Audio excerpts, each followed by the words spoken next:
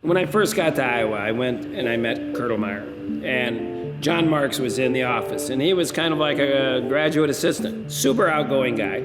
He had been in Ames, and so he had known Gable there when Gable was competing there. John grew up in Iowa City, so he moved back to Iowa City, got a job with the hospital, and so he knew Dan, so he helped Kurtelmeyer recruit him. He's just one of those guys that helps people. I show up, I meet Kurtelmeyer, I say, hey, I don't know, what do I got to do? Where do I find a place to live? Jono goes, just grabs me, says, come with me.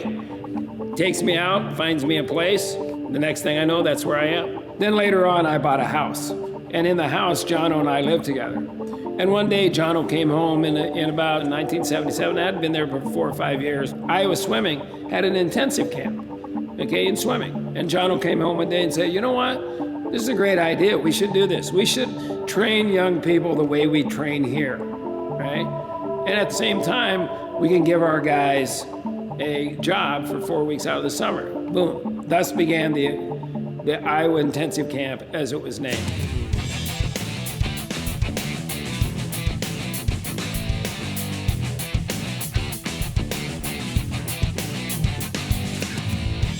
And they thought initially they were just going to get all these high-level, intense studs. In the first year, I think they only had 28, 30 kids.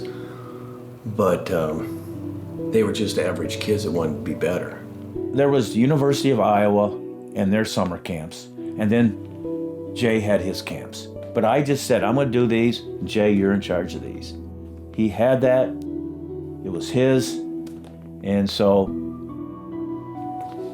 I don't think he could have probably got that done many places as an assistant. And it's kind of funny, is that led to us maybe dividing? If he had stayed at Iowa, given a circumstance that happened within the camp structure, the university said they wanted control of the camps. And he wasn't going to give that up. One of the rules is you can't cut practice. If you cut practice, you go home. Well, one of the staff guys caught one of the kids cutting practice.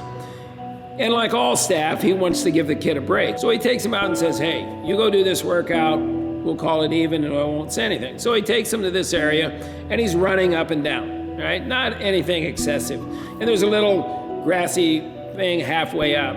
And supposedly the kid collapses there, right? Well, if you look at where he's running, it's not very difficult, but there's some students there. So they see it, they tell the school paper, okay, right? And Scoop Jackson, right, comes, okay, and wants to know what's going on. So what happens is they blow the whole thing out of proportion. There was no middle ground, really. The school kind of overtook everything. And there wasn't going to be a compromise from the school's point of view. If you really look at it in the overall scope of it, it was a very simple thing where any one of 5 people could have dismissed the thing and would have gone away. Nobody wanted to break up what was a winning formula, but it didn't work out. Jay was stubborn, and the university was more stubborn, and he left. Well, I mean, it's when you're young and you're pig-headed and stubborn and stupid. Okay, it's basically I was all of those. Okay, instead of saying, hey, how can we, for lack of a better phrase, have a win-win here? How can we make this work for both of us? I was in that situation to where I wasn't there. I'm a hard learner. It takes me a while to learn, but usually once I learn, I don't make the mistake again.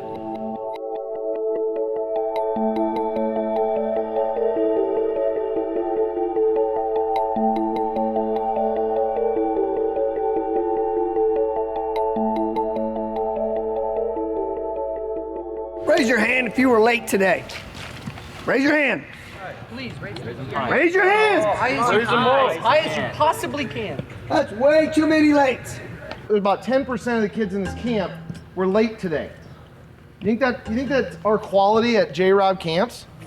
It's not at all. So we're all gonna get up and we're gonna run for a little bit. The number one thing I like about these camps is we hold you guys accountable, because nobody wants to do that for you anymore. It's very, very rare. That was kind of like our first morning, and our second morning, there were a bunch of kids who kind of destroyed one of the bathrooms with like soap and towels. Someone had some fun last night up there. Okay? We have 5:30 run tomorrow, right? In order to change behavior, there has to be what? Consequences. See? And the way it works in the world today that I've learned after 36 years in the intensive camp is, until it touches you, you don't care. And the consequences, in order for you to change, have to be swift and severe. And then you'll change. If I don't like it, we'll keep going till we do. Like I said, this ain't Disneyland. You're not here for day camp. You're not here to get lots of sleep and have a great time. You're here to try to change the way that you do things. Day 20, we had to wake up at 4:30 today because some people got caught jaywalking. That time in the morning, it's kind of just like, that's bad. Just running, it's just bad.